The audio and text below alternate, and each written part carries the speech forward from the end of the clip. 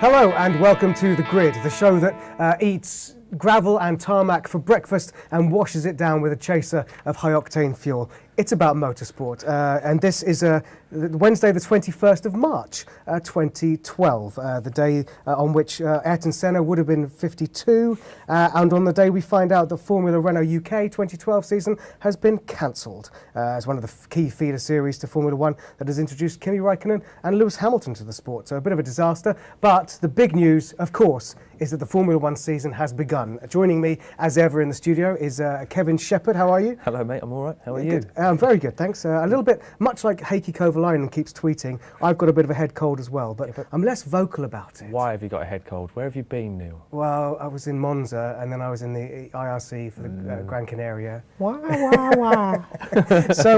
So we've got plenty to discuss here on The Grid. Of course, the key thing about The Grid is we want you to get involved. We now have a Facebook page. We are so hip. So you can like that if you like. And also we want you to be getting up on our Skype wall. What seems to happen is we involve a lot of journalists and professionals, but we're still keen on fans. So if you want to get involved and talk to us via Skype about all the motorsport happening in your world, then please do that. Also, you can tweet us at STL_The Grid. That's our Twitter handle. Yeah, find us on Facebook. But most importantly, get involved. And by the way, this week's show is an hour. Ooh. Wow, an hour. It's because we've got Tancredi on. Yeah. The Formula One, the race. Did you watch it live? I watched it live. Illegally, I watched it live. Yeah, I did watch a download of the race. Yeah, it was great. I mean, it was really exciting. It's always exciting in Melbourne. As Alonso said, it's a crazy race, and it proved to be exactly that. For you, I mean, I was in Spain, well, in Gran Canaria, watching it on German RTL in my hotel room, and they kept going to an ad break when anything good happened. And in the whole lead up to the race, which was from about 5 in the morning, it's funny because it's German television. It's so alien because everything they focused on was the German drivers. We're used to it always being about Button and Hamilton and Di Resta, but it was all about Schumacher, Vettel, etc. So from your perspective, what were the funny points, the high points? The funniest point, without doubt, was obviously Kimi and his blue flag. Why am I getting all of these blue flags? Why am I getting? Because you're in a Grand Prix car, idiot. It's for the cars behind you. Don't worry about it. He forgot. Bless him. Rookie errors from Kimi Raikkonen. He not only did that, but he failed to qualify because he was in the garage changing his helmet. He obviously brought the wrong one in. He's like, how do I get round the corners? There's no one telling me what to do. No pace notes from last year. I'm really hoping. I'm surprised he didn't wait and queue up at the start for somebody to go. But yeah, it was. But a promising race from him. I mean, he was quick, he did some overtaking. Yeah, him and Kobayashi. I was hoping it would be Kobayashi and Alonso, but it looks like it's... Oh, sorry, Raikkonen and Alonso, but it looks like it's going to be Kobayashi and Raikkonen. And they've both got a very similar driving style in that they like to nudge people out of the way. So it's either going to be very exciting or the source of a lot of crashes. Yeah. So hopefully they'll get on and they'll race fairly. But. And someone else who impressed me was Maldonado. Oh, mashed potato, he did very well. The man is so ugly. I mean, he's the ugliest man in Formula One. From Voldemort. I know, pot kettle black, but he is, no, without doubt, the ugliest man in Formula One. And he's got quite an attractive girlfriend. Who knew? What first attracted you to the multi-millionaire Formula One driver? But he was really good. Like, I was thinking of cooking a new dish, the pasta Maldonado, which is delicious until the last bite, which is sour and then you're the meal. sick. So he was impressive. Who was less than impressive? I think Massa. Massa, fantastic. I think the way it works with Massa is he just gets embarrassed at his poor performance and finds someone to crash into to end the embarrassment. In this case, it was Senna. He thought he's a fellow Brazilian. He'll understand. I'm so rubbish, and he just veered into the side of him. But yeah, I mean, he's going to go, isn't he? Surely his days are numbered. They have to be. I mean, I happen to know that we're going to be speaking to our Italian friend Tancredi in a moment on Skype about the whole Ferrari situation, but so very poor, very poor. Very, very poor. I mean, it's a rubbish car, allegedly, but Alonso still managed to... He managed to squeeze some great speed out of that. But then Alonso insists on having a number 2 driver in the fullest sense. I mean, well, number 2 as in, poo. Yeah, exactly. He has to insist on that. It's kind of part of the deal. I want to be number 1. I want to be seen as the priority. So, I mean, who are they going to replace Massa with? I don't know. We'll hopefully find out Tank will what the tell us. rumours are from the Italian papers over with Tancredi in a moment. What else? What else was particularly exciting about the week? Button off the start was amazing, and that first corner, I've watched that first corner crash so many times. I mean, what I can't get about that crash is Senna went up on one side. Ricciardo, I think it was Ricciardo's wheel he went over, but both of those cars carried on racing, no smashes, no detrimental effect to the cars. So I don't know how clearly solid, stronger cars, than they used to be, Yeah. or maybe it's just that new low nose. Maybe they're ugly but strong. But and suddenly all the French drivers seem to be, doing all right. Jean-Eric Vergne, who I've worked with last year on a Formula Renault 3.5, You really worked with him? Well, I've interviewed him a few times. I thought for a second you'd driven around in a car with him. No. Him and Ricciardo, very, very impressive. Yeah, and they were, is it Verne and Ricciardo? That's the other thing that's confusing. When you get all these new drivers, you see the little strip at the bottom, and you're like, Pick. What is he doing? Yeah. What is Pick doing? And who is Verne? Pinocchio. I imagine Verne to be some old guy from Yorkshire, just turns up, drives in a car around him. like a Verne Troyer. Why did I do that? That's offensive. If you're offended by that, then I apologise. Perez. What else? Come on. Perez with his one stop is classic one stop. Perez did a massive one stop, and everyone at some point got stuck behind Perez. But the best part of that was the last lap shenanigans, when he was just slowing massively and everyone was catching him. He's losing places. Now the biggest thing that was a shock, was not really a shock, but was annoying, was Hamilton's grumpiness. Now you've just driven, the first event of the series in a car. Look at him there. He looks like he's crying. In a car that was, last year at this stage was way behind, rubbish. You've come third, having qualified on pole. Why was he in such a bad mood on the podium? Because he was beaten by Jensen. He hates it. Is that all it is? He hates it. Well, I mean, he sees it as a bad day. He qualified him first, and he knows the statistics. I think there's some weird statistic that so many people that have won the Australian Grand Prix have then gone on to win a championship. It's kind of like a bit of a benchmark, so maybe he's got that in his head. But he's always a bit like this. He's always, I mean, he has every right to be grumpy. He was on pole. It was all set up. He's got a car that clearly won, but he lost a place to and to be honest, he only really lost the place to Vettel because of that safety car. It wasn't like he had the chance to race him. It was just an unfortunate set of circumstances that gifted Vettel that second place. And he of all people will know that's just standard Formula One racing. Maybe it's just because his mum was there. His mum was at the race. Maybe he just really doesn't like his mum coming to school with him. Stop holding my hand. It's like his little sulky teenager. Mum. But But you can always tell, a classic thing with any motorsport is you can tell if a racer is annoyed at the end of the race when he's on the podium, and instead of the first thing he does when the champagne is open, instead of spraying it, just takes a big old drink of his own. That you can tell that he got no love for anyone else on that podium. No, if he doesn't spray it on them, just takes a drink for himself, you're a grumpy, selfish, spoiled thing. Yeah, he really is. But I couldn't believe it. It was like, for all the millions of fans around the world watching it for the first time, can I go, just put on a smile? And isn't there a picture of him in the kind of team celebrations where he's got the most forced smile? Brilliant. Let's do a version of the forced smile of Hamilton. It's like the worst forced smile I've ever seen. Yeah, he looks really upset. We don't have the picture. I'm just hearing in my ear. That's a shame. But we're keen to get to the bottom of these rumours about Ferrari.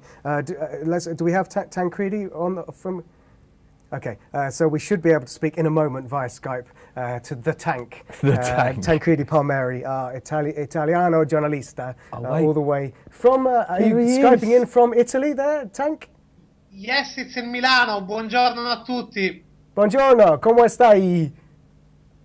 I feel great, but I must say that not everyone is feeling great here in Italy because of the start, and what a start from Ferrari. I don't know already mentioned it, the bomb that today Gazzetta dello Sport dropped on the Ferrari world.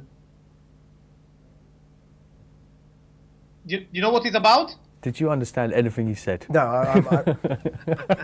I said that I'm feeling great, but not everyone in the Ferrari world today is feeling great because of the bomb that Gazzetta just throw on the Ferrari with the news on the cover page today that the Ferrari board is considering to replace Felipe Massa along the season. Wow, Really? this And year. this is Yes, on the front yes. page of the Gazzetta. It's the front page of Gazzetta, and it is, and then there is of course a huge review inside. And the thing is that in Ferrari they are completely unhappy of what was the performance so far of Massa in the test, and of course in the first Grand Prix. Until this moment, the policy has been to support Massa because he's in a quite sensible situation because his contract, his deal has to be renovated, and so there is a huge pressure over him. But until this moment, he's reacting completely in the opposite way. Like he's like mentally shaking in some way. They were expecting something like a kind of attack race, offensive race from him, and instead it was completely disappointing. Instead, Alonso, okay, it's a different kind of quality, but at least Alonso was giving all on the track. And after what they saw and after the test, the real news, and Gazzetta is daring to launch this news in the cover page, is that they are starting to consider the possibility of replacing him, and there is already one name that could be in his place. Okay, who? And the guy is Sergio Perez. Ooh. Wow. So Perez Yeah. could easily sort of slip into Massa's Ferrari overalls. How first of all, do you think it's fair, Tancredi, to replace Massa this early in the season? And secondly, do you think Perez is the right person? Well, first, you use the word easily. I wouldn't say the word easily because, of course, it's not an easy change that this would happen. I don't think, of course, that it's fair. But I have to say also that in all if you think about this, it's an amazing stat. In all the history of Formula One, Ferrari just replaced once one driver along the season because of technical decision, not because of some injury or some car crash has happened with Massa before or Schumacher. They did just in 1985 with René Arnoux, and there was for some disciplinary problems. It was because the Drake, Enzo Ferrari, was not connecting anymore with Arnoux, so that's because they decided. So never because of a technical reason. If they get until this point, that is not the point of replacing, but starting to consider the option that anyway is already a lot for Ferrari. If they got until this point, it is probably because they saw zero result from Massa in the season test and is this beginning of the season. It's not something that is going to happen tomorrow or after Malaysia or after the first race when they will be back in Europe. But I think that by June, by July, if the result will still be so disappointing from Massa, seriously, Sergio Perez could be the replacement because he's coming from the Ferrari Driver Academy. And at Maranello, they are keeping Perez in a huge consideration also for the future, also for a normal replacement at the end of the season. Interesting. Now, Kev, what do you think in terms of the Ferrari itself? We can all agree that Alonso probably drove it ahead, Far better than it should have been yeah, driven. ahead of its own ability. And don't you think, Tank, that that's one of the problems, is that not everyone can be able, like Alonso is, to drive a car beyond its abilities, and the Ferrari can't expect everyone to do that. Yeah, when you are beside someone like Alonso or Schumacher, that was probably the natural father of Alonso. Maybe father of Schumacher had a holiday in Spain, I don't know. And when it is something like that, it's just choking your ambition, seriously. But still, Massa has always been beloved by all the Ferrari board because he went so close to that championship. In England what I'm talking about. Because anyway he was unlucky, and because anyway he was giving all the effort, and Schumacher was beside him when Schumacher was walking out. He was pointing at Massa and saying, guys, this could be the guy of the future. He's careful about the things. Of course, he's not a natural champion like could be Schumacher, Senna, But anyway, it is someone on which you can bet some money. But in the last year, and so also in this beginning of the year, I would say, even if it could be merciless for me to say that, but I would say after the terrible accident that Massa had, he was never back at his level. And you know, if Alonso would win, or if Ferrari would be competitive for the title, probably they wouldn't care. They couldn't care that much, because they would say, okay, we need a second guy that can't throw a shadow over Alonso. True. But at this point, where at this moment the maximum ambition is the 5th place, and that will be for the next 1 month, 1 month and a half. Of course, also that is becoming a sensible topic. Yep. True that. I'm thinking maybe one of the reasons why Hamilton was so grumpy on the podium is that he didn't get a chance to have a fight with Massa. Yeah, maybe that's what it is. He misses the beef. Misses fight crashing into a red car. I want to crash into a red car, Mum. Yeah. So you know, here in Italy, whenever there is a fight between Massa and Hamilton, everyone, and me too, we are always for Massa. Always. That's strange. I come at that from a slightly different angle, Tancredi. Yes, unbelievable. To be honest, though, Hamilton is starting to lose a lot of of he's a bit over grumpy here anyway because of his grumpiness. By the way, I drop you also this, but this could be. I just divide the things. This is a real news. Of course, it is a speculation, but if Gazzetta dello Sport is bringing on the front cover, means that there is something for sure, because no one else in the world is informed about the Ferrari things like Gazzetta dello Sport. This is 100% sure. But I'm dropping you also this other thing, and you take it in the way that you want, that on the Spanish papers today, there were speculations about Hamilton not feeling comfortable with the attitude of the team towards Button. Basically, what a national newspaper, AS was quoting is that the setup that the team prepared for Button was much better than the Hamilton one, and that the night of the race, after the party that usually they have, he was already showing is complaining to the team, saying, I can't understand why my car was not going like his one. Interesting. Wow. Well, that's what's great is that's kind of exclusive. We've got the Italian newspapers and the Spanish newspapers coverage right here for you on the grid. So before we say ciao, I just wanted to ask you, what's your prediction for Malaysia this weekend and overall for the season based on one race, Tancredi? Overall from the season, wow, you don't love me, eh? You don't love me at all. I must say I still go, for overall of the season, I must say I still go with Vettel. Because if we think about this last race, Vettel shouldn't be at the 2nd place. The maximum should be at the 3rd place. And still, he was ready to clinch that. And, okay, also, thanks to the safety car. But in the end, he just finished a couple of seconds behind Jenson Button.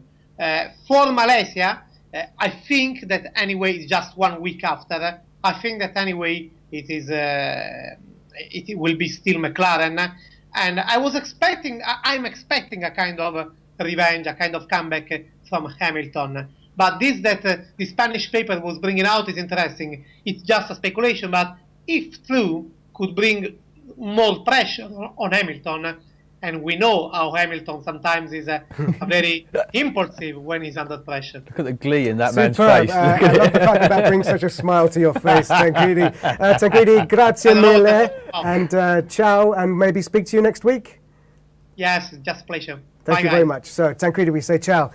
So fascinating insight. You've got to love the Tank. Yeah, You've got to love him. But it's great to know that the front page of the Gazzetta today is all about Ferrari. Can you imagine if that was the case in the No UK? way. No way that would never. happen. So we're gonna take a break now, and when we come back, we'll be talking more about later in the show. We'll be talking about endurance cars in Sebring, and of course the IRC rally which happened in Gran Canaria at the weekend. But straight after the break, we'll be joined live from Malaysia by the Caterham team, talking more about Formula One. So don't go anywhere. We'll be right back after this break.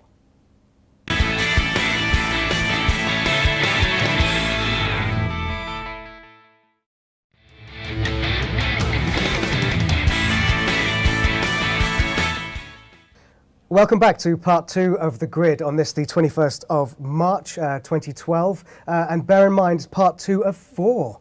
It's a 4-part show, up to a full hour.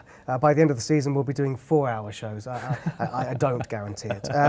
Still to come, we'll be talking rallying and endurance cars from America. But right now, let's get back to the business. We've had the Australian Grand Prix, race 1 of the 2012 season. Now, there were some technical sort of speculations since the race. Tell us a bit more about that. You call it speculation, I call it mudslinging, or it's not fair. Yeah.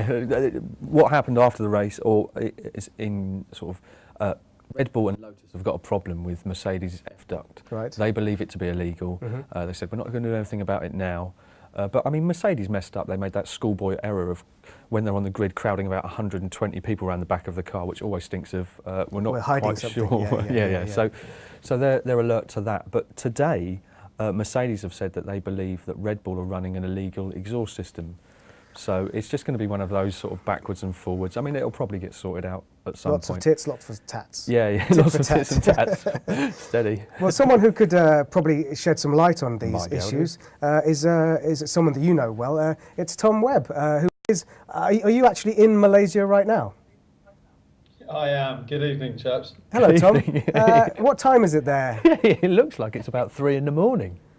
Yeah, right now it's actually 10 o'clock at night. I hope my face isn't giving away exactly how late it feels, but it is, 10 o'clock at night. Now, first of all, thanks very much for joining us. It's great to have someone who's sort of within the world of Formula One talking on our show.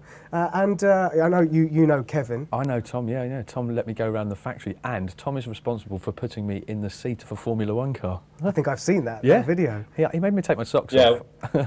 We've managed to fix the seat that we put you in since then, so don't worry about it. Are you considering him for a drive later in the season if things don't go right? Yeah, definitely. I need somebody to get me down from Norwich down to London quite regularly. So, yeah, for that, for sure.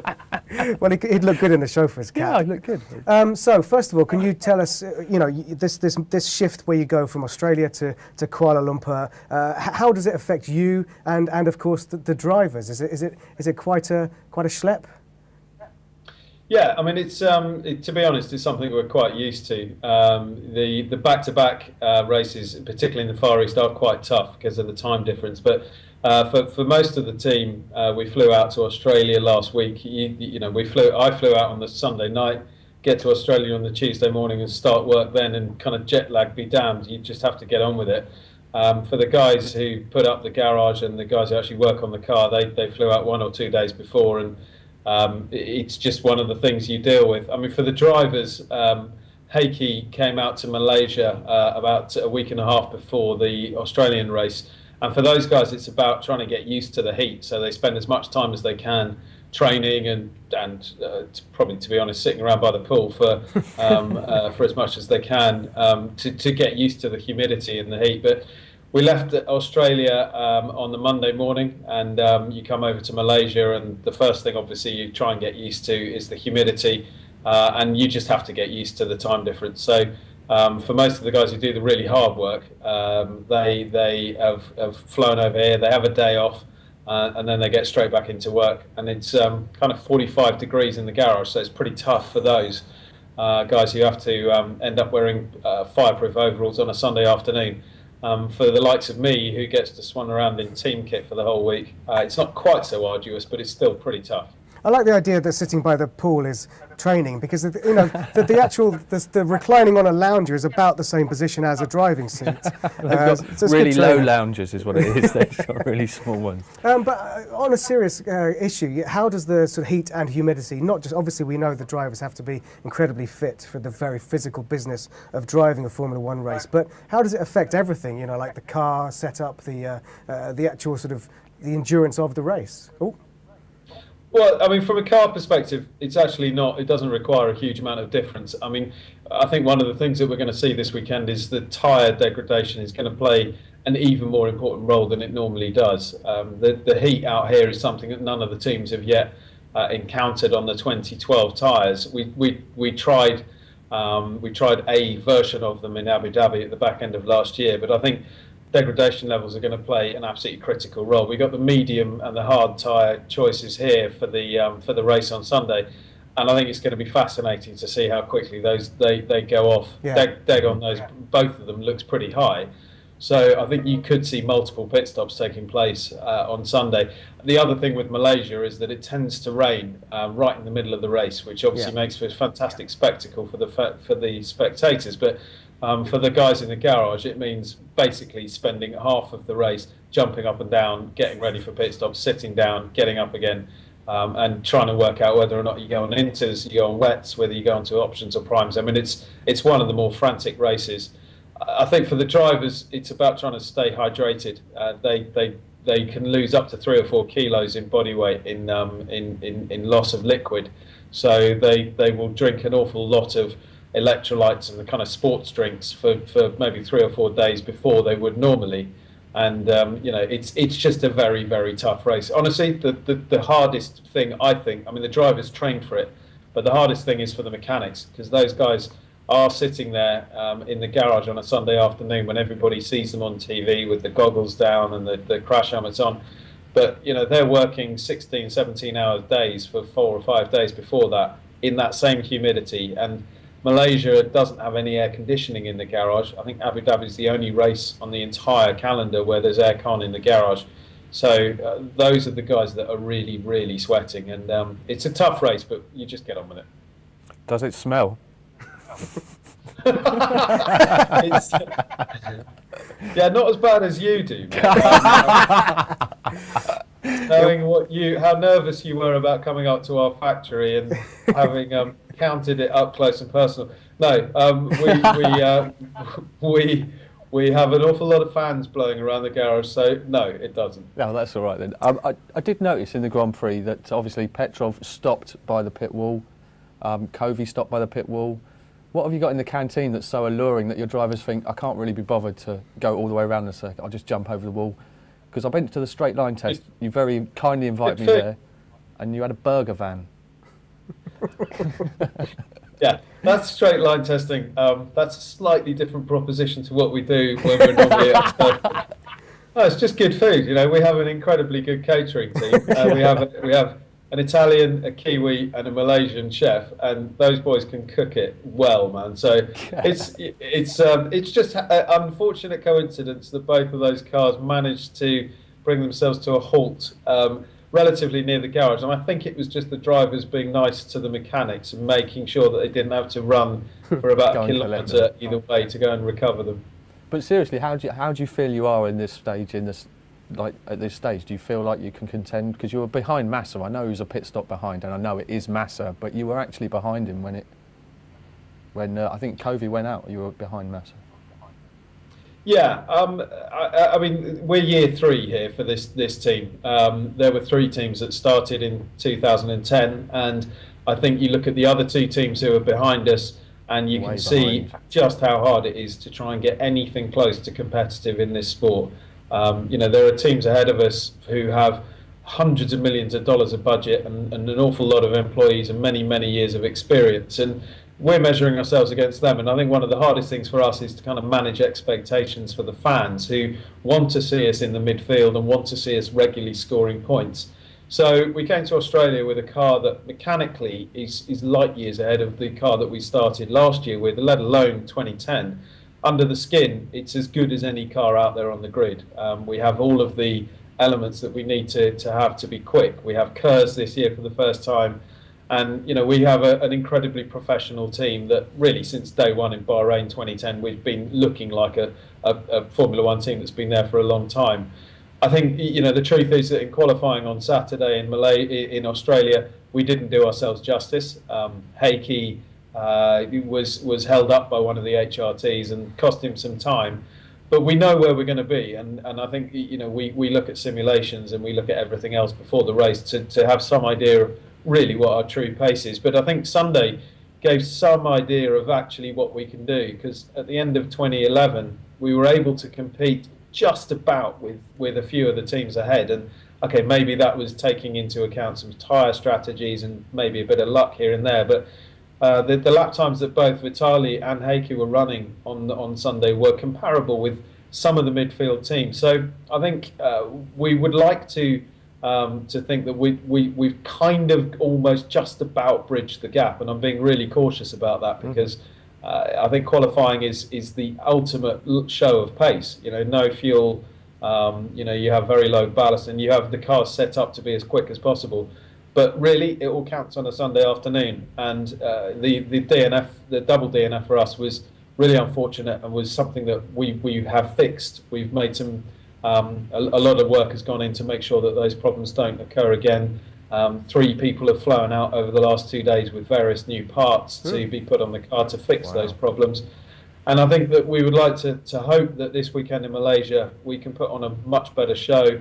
Maybe in qualifying, if we can get to within 0.5, 0.6 of the guys ahead, that's pretty much a huge achievement. You know, we started last year over a second away from those guys. But I think in the race on Sunday, I think that we should be in a position to be able to fight. And if we can avoid the first corner dramas that were there, Australian race, and we can keep the guys on track right to the end of the race, then I think we should be in a good position. Is there an added pressure this coming weekend simply because, in a way, it's like a home event? I mean, I know from my experience that there's doing the World Rally Championship, if Subaru or Mitsubishi didn't achieve well in a Japanese rally, then the Japanese weren't very happy, and it looked bad on them. Genuinely, how does it feel to sort of be forced to do this so early in the season for your team? Yeah, it's a very good question, actually, because we've been, I think expectation management is something that's key for my job in particular. I know I work in communications and marketing, and I think that one of the things that we have to try and do is make sure that people have reasonable expectations. And as much as we want to tell people that we are joining the midfield, and that's really the stated goal for the last couple of years, I think we also have to be realistic. And I think it's difficult really for people to understand exactly how big a challenge that is. You know, just over 2 and a bit years ago, there was literally nobody in the empty factory up in Hingham. And, you know, we now have a staff of around about 250. We have wind tunnel capacity that is maybe on a par with some of the lower end of the midfield teams.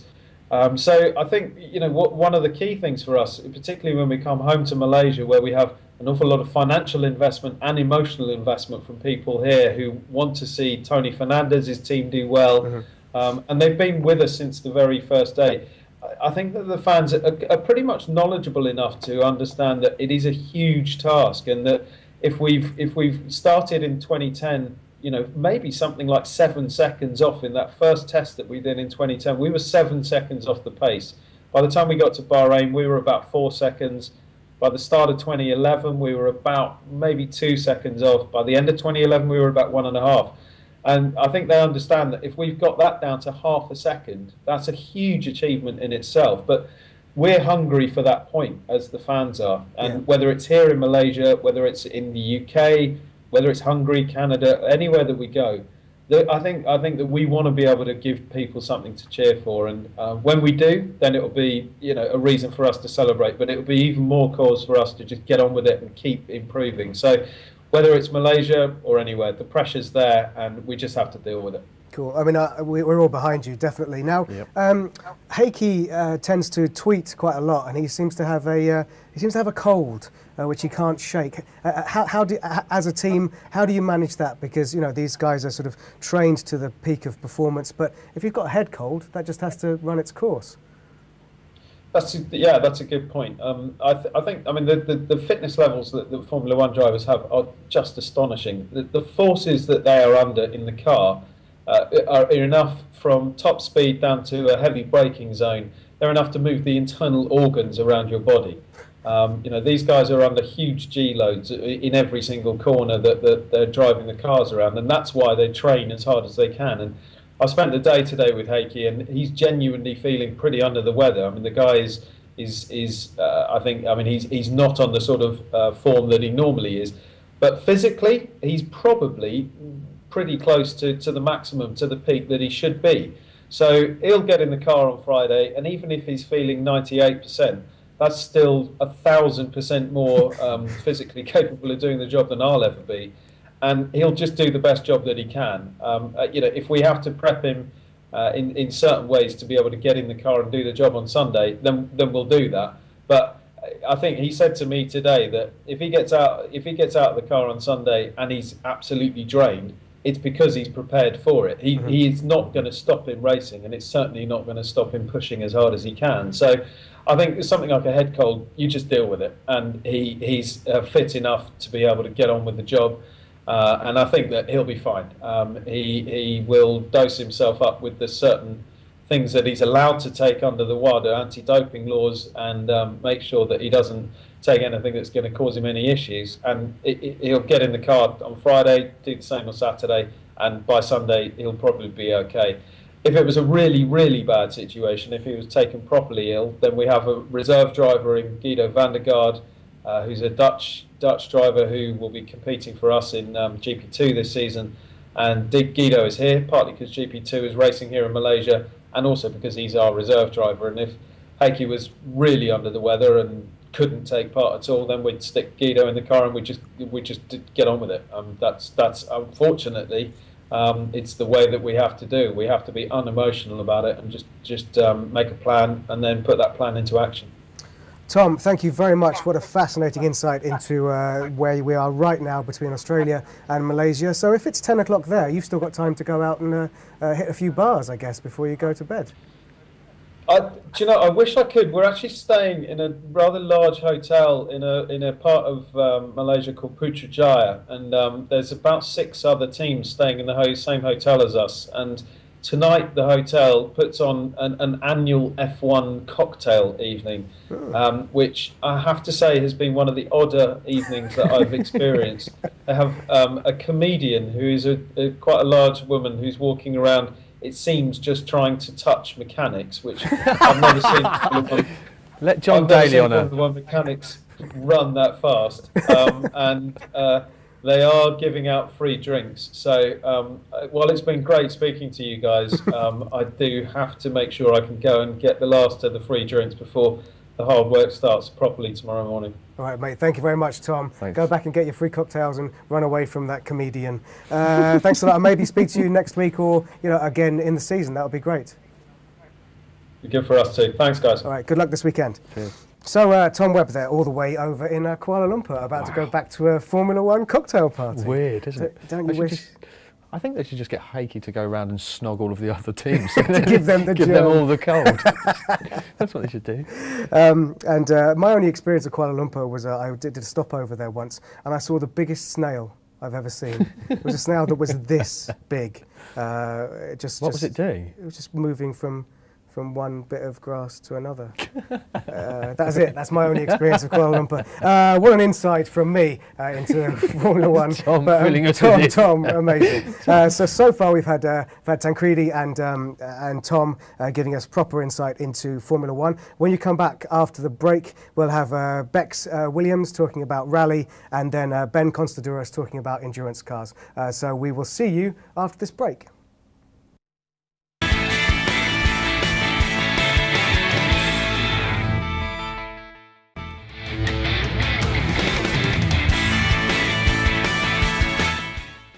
Welcome back to The Grid on Sports Tonight Live. Now, we've parked Formula One briefly to one side, but we will come back later because if you're part of our Castrol Edge Predictor League, we'll be looking at the leaderboard later, where I didn't do so well, but Kevin did pretty well. But yes, let's move to another part of the world and another discipline of motorsport and talk rallying, where last weekend saw the second round of the IRC, the Intercontinental Rally Challenge, taking place, the Spanish round, which takes place on Gran Canaria, the Spanish island in the Canaries, off the coast of Africa in the Atlantic. And I was there, and we should have someone on Skype who can tell us a little bit more about it. Bex, are you there? No. So you'll have to tell us about it instead. The thing about the Gran Canaria is an extraordinary tarmac event. Like, I don't know if you've ever been to the Canaries. There's Lanzarote, Fuerteventura, Tenerife, and Gran Canaria, and they're sort of very amazingly smooth tarmac roads. go up What's the the mountain. natural terrain like? It's huge volcanic mountains. So why didn't they use that? Yeah, well, no, they do, but they've just made Just on tarmac. amazing roads. We do have Bex. Bex, are you there? Can we hear you? I am here, yeah.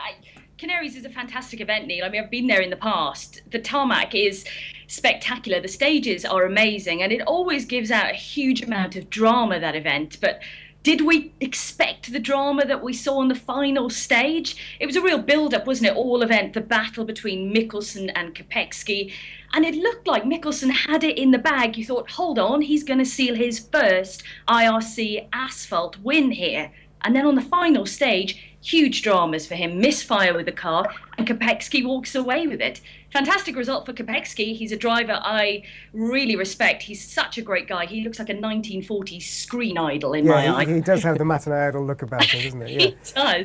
He does. But, you know, a huge drama there. We always see that on the Canaries. But I think one thing that was really interesting for me was the tactic that Mikkelsen took on that opening night, where he dropped time so that he would be behind Kopecky going into the next day, which is something we normally see, or we've used to seeing on gravel events, not tarmac. And his quote was, "I wanted to hunt and not be the hunter," which is classic. And also what was interesting about that is internally within Skoda UK Motorsport, I'm very aware that they don't believe in tactics. So they had to be very careful with what Andreas said, because it was a little super special where he dropped time deliberately to be behind. But yes, because it's not gravel, you're not opening the road, you're not clearing away that line of loose gravel to get more grip.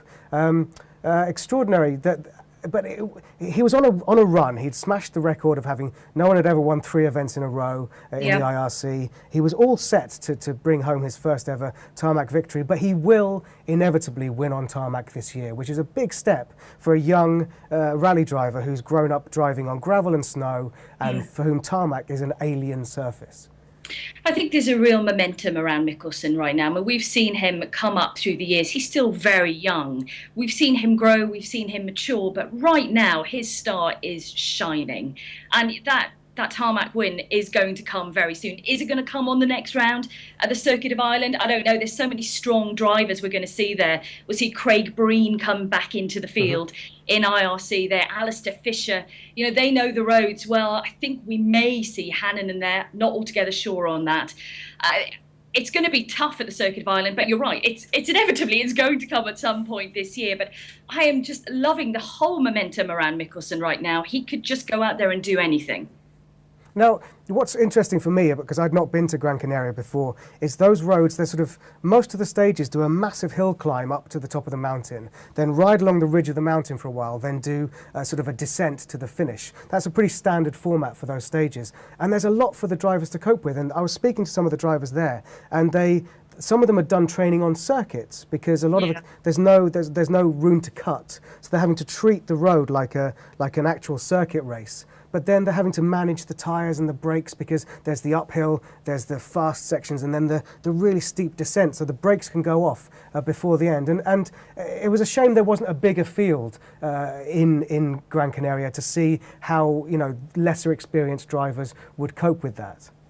Yeah, I mean, I spoke to some of the drivers previously when I've been there, and they've compared it to the WRC round in Spain when you're talking about the circuits. Obviously, not so much the downhill sections, but certainly the fast-flowing nature of the stages. And a lot of people who've had experience there bringing it to Canaries are growing in strength. What's interesting is, I can't remember who it was, and one of the drivers compared it to, you know, the precision you have to have on those stages is something similar to what you will take to the Ypres rally later in the year. The Belgian round, where it's not so much circuit racing style there, but you have to be so precise because of the gullies at the edge of the stages. You go off into those and you're not coming back on. So the precision will carry on through the year. Ypres, you know, one of the classics on the calendar, certainly my favourite. Hopefully we'll have a really strong field going there. But you're right, it would have been good to see more drivers going to the Canaries. We were really concentrating, I certainly was when I was watching it, concentrating so much on the battle right at the top of the field. It would have been good to watch bigger battles all the way down, although there were some stronger names would have been good. Yeah. Leaving the IRC for now, I noticed in the news today that Sebastian Loeb, there's a movement within the WRC to reintroduce endurance to these events, to move away from the easily managed 2 or 3 day events which just take place in and around the service park, and to make them longer. You know, Jean Todt and Michel Mouton are moving to give, and I think Argentina this year is going to be a massive long endurance rally. And I noticed in the news today that Sébastien Loeb has said, I don't really want to do it. If they do this, I will retire this year. I'm getting bored of the recce. I do not like this anymore. Do you think, who do you think is right? Do you think it will appeal to fans if it's more endurance? Or do you think Loeb is just throwing his toys out? I don't think he's throwing his toys. I think what we've got to remember about Sébastien Loeb is he's been in this game quite a long time now. He's got enough championship wins under his belt. And at the end of the day, he likes an easy life. Endurance events are going to be tough on the drivers. Huge recce's, huge stages. I think there's a definite split. We've noticed this across the WRC now since the endurance has been brought in. There's a definite split of people saying, we don't need this, it's going to cost much more money for the manufacturers. The drivers aren't so concerned. From a fan perspective, I think they would love it. We all get so excited when we see the long stages, just looking back to Mexico a couple of weeks ago and the 54-kilometre stage. That all got us very excited. So we're talking about longer stages, but also in duration of the event longer. Even split countries was mentioned last year. I think Sébastien, I mean, I've seen the quotes that he said, you know, it would hasten his leave, hasten his departure from the WRC if that was to happen. Could he be talked around? I don't know. He does like new challenges, the boy, but it's getting out of bed really early in the morning that could be the problem. Okay, I mean, his exact quote today was, I have been doing this a long time, and I have to admit that I find the recce and things like this a little bit boring now. Well, retire. Let someone else win a championship. Bex, thank you very much. Where are you off to next, rally-wise? Really excitingly, Portugal next week. But before that, the rally sprint, which is being held in Faf in Portugal. That's right, that amazing stage with all the old spectators with the Group B days. That's right. Hundreds of thousands of people are expected on the weekend. We're going to have Ford and Citroën basically competing against each other. 3 runs through one stage, and we'll have to see who wins at the end of it. Great preparation for the rally itself, but it should be awesome. I can't wait. Superb. Report back to us, will you, Bex? And thanks again for being on our Skype call. That's Bex Williams there, reporting about all things rallying. Time for a break now, but please join us after the break, where we'll be talking about the weekend in Sebring just gone. So from me and Kevin, see you in a minute.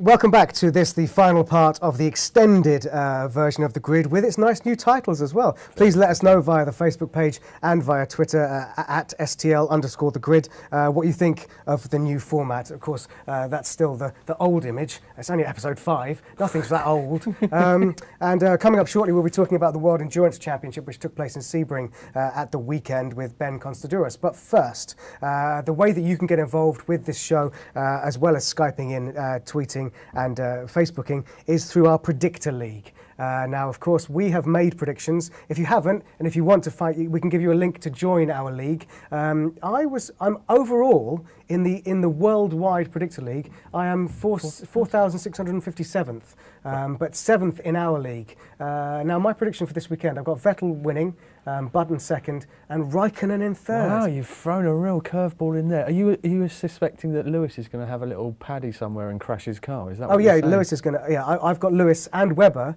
Yeah, I think Lewis and Webber will connect. They will be DNFs, so they don't feature in my top 10 at all. I mean, last week Grosjean did me no favours, right? I had him as quick, but he was too quick in qualifying. Yeah. I had him as most positions gained, and when in fact it turned out to be most positions lost. So that's my prediction for this weekend. I've got Kobayashi in 5th, Grosjean in 4th, so what about you? What have you gone for? Well, I can't remember. I need the graphic to help me.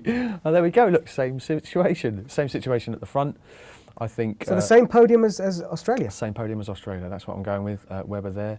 I've taken Schumacher out of the equation and adjusted Kobayashi and Kimi accordingly. That's the way it is.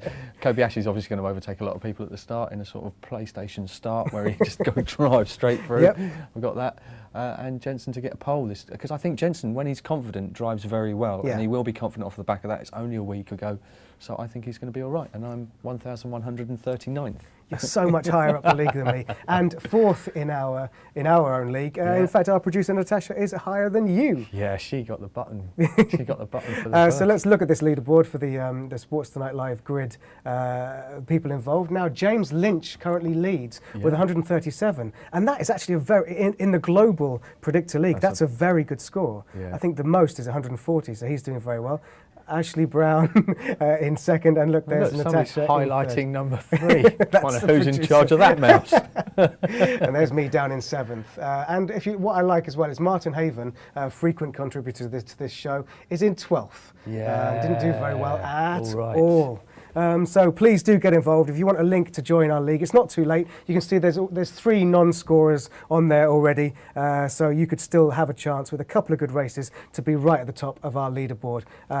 Now, so that's Formula 1 again, parked to one side, and we'll talk about the first event of the World Endurance Championship with Ben. Hello, Ben. How's it going? Good. Where exactly are you? Well, I sort of stayed out here for a little bit, so I'm in Miami. Nice. What? Okay, living the Will Smith dream. So how was the first event? Give us the headlines. Well, the first thing is, I'd never been to Sebring before, and it is an incredible event. If anyone's ever been to Daytona for the 500 NASCAR race, you sort of take that and you then add a little bit of Le Mans thrown in, but it's still quite a small circuit. So everyone who's watching the event in their big RVs are right beside the circuit. They build their own grandstands. The fans are so enthusiastic. They're very, very knowledgeable as well. And it creates a fantastic atmosphere. The only place really where the FIA World Endurance Championship could start. It's beginning from, I think we had one in the early 80s called the Sports Car Championship, but this is the first time we've had the World Endurance Championship. And Mr. Jean Todt thought it was so important that he came to Sebring rather than going to watch the Formula 1 in Australia, which is the traditional thing for the president of the FIA to do. So all the big dignitaries were there. And in terms of the race itself, it's a 12-hour race. Just slightly confusing in terms of the different categories and what this race is, because it's a returning series, it's a returning championship. So just explain what the different categories are and who's competing.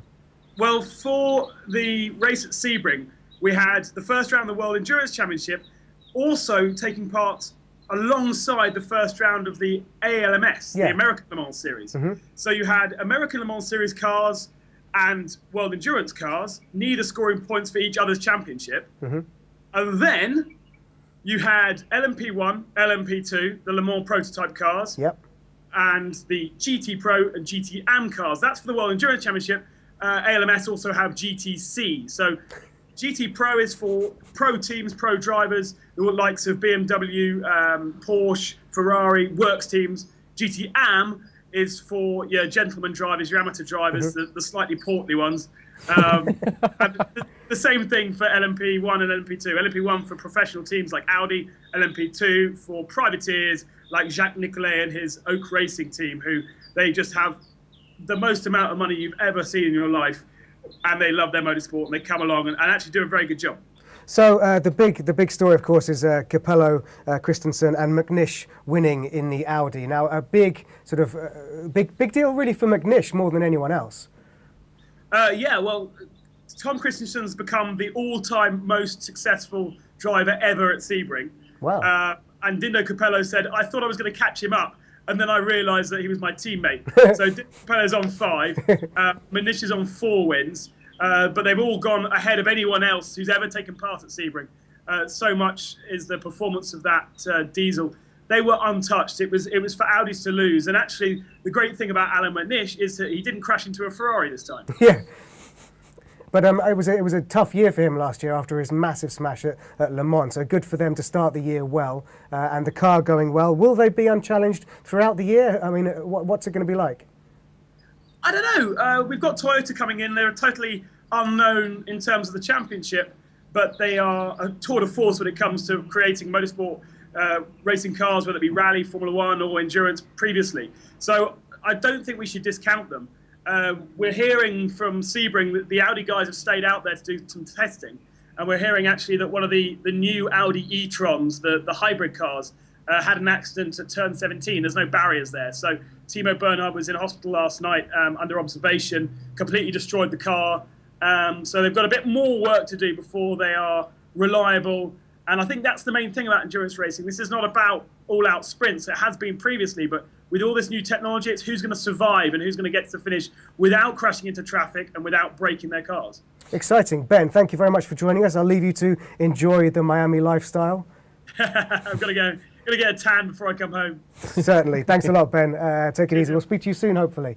So that's it. I think we've pretty much covered all things motorsport. We've done it. Incredible. And we're very excited again to watch Malaysia. Will you be watching Sky or BBC One highlights? Illegal download. BBC One highlights then. That's it. This weekend we've got the Malaysian Grand Prix, we've got IndyCar, we've got NASCAR, there's racing at Alton Park, Silverstone, Castlecombe, Brands Hatch, Rallycross at Linden Hill, and there's the British Rally Championship in Welshpool for the Bulldog Rally. So there's plenty to keep in touch with over the weekend. If you want to get involved, get in touch with us via the Facebook page or via Twitter. But ultimately, thank you very much for watching. We have been The Grid. That's Kevin Shepherd. I'm Neil Cole. Goodbye. Goodbye.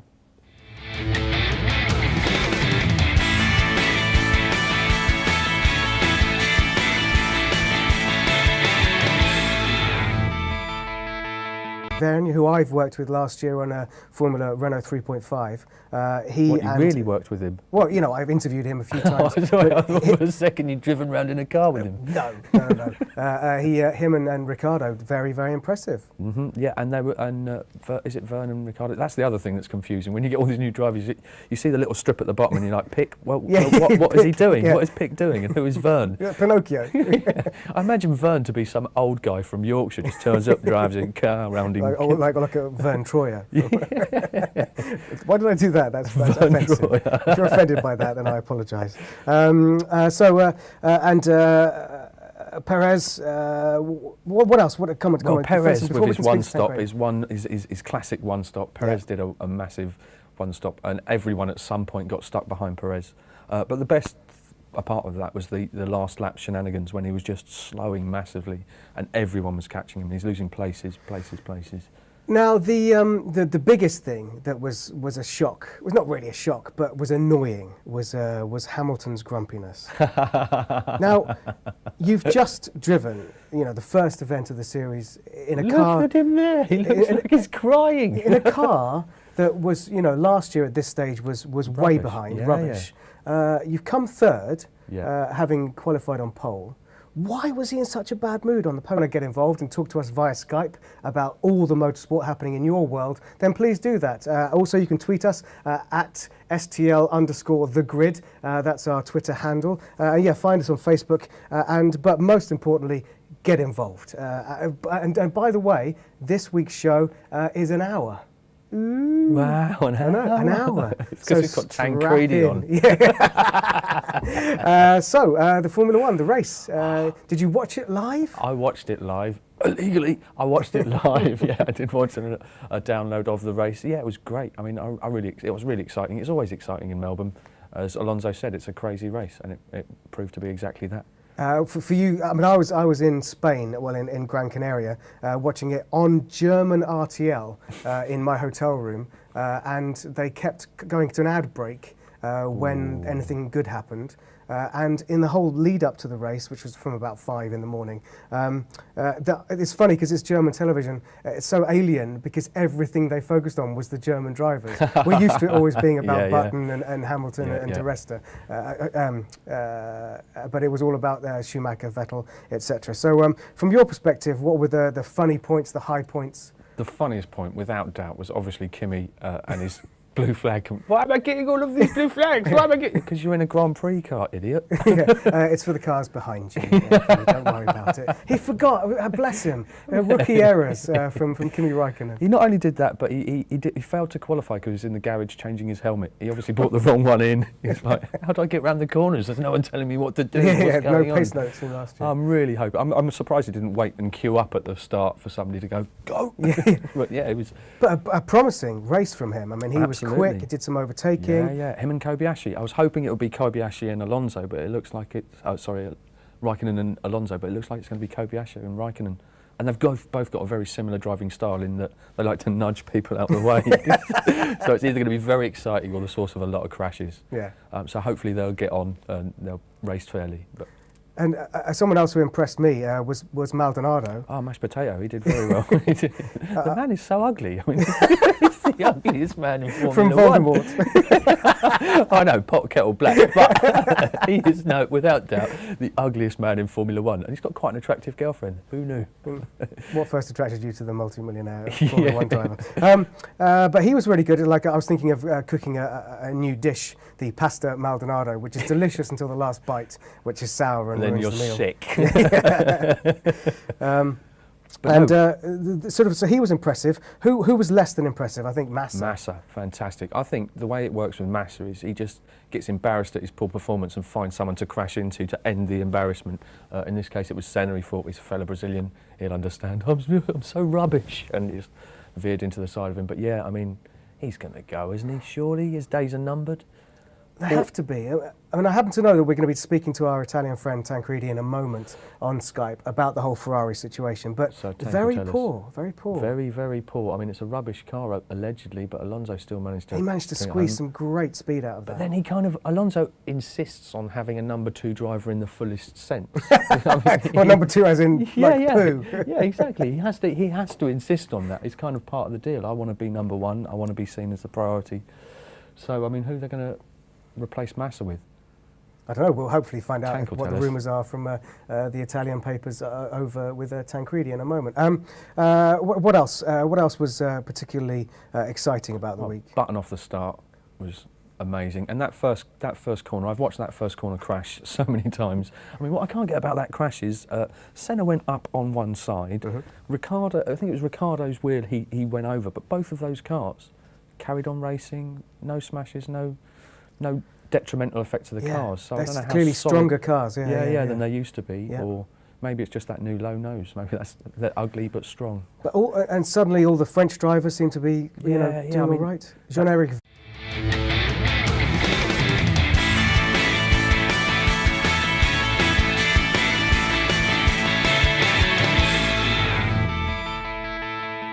Hello and welcome to The Grid, the show that eats gravel and tarmac for breakfast and washes it down with a chaser of high-octane fuel. It's about motorsport, and this is Wednesday the 21st of March 2012, the day on which Ayrton Senna would have been 52, and on the day we find out that Formula Renault UK 2012 season has been cancelled as one of the key feeder series to Formula One that has introduced Kimi Raikkonen and Lewis Hamilton to the sport. So a bit of a disaster, but the big news, of course, is that the Formula One season has begun. Joining me, as ever, in the studio is Kevin Shepherd. How are you? Hello, mate. I'm all right. How are you? Good. Very good, thanks. A little bit, much like Heikki Kovalainen keeps tweeting, I've got a bit of a head cold as well, but I'm less vocal about it. Why have you got a head cold? Where have you been, Neil? Well, I was in Monza, and then I was in the IRC for the Gran Canaria. Wow, wow, wow.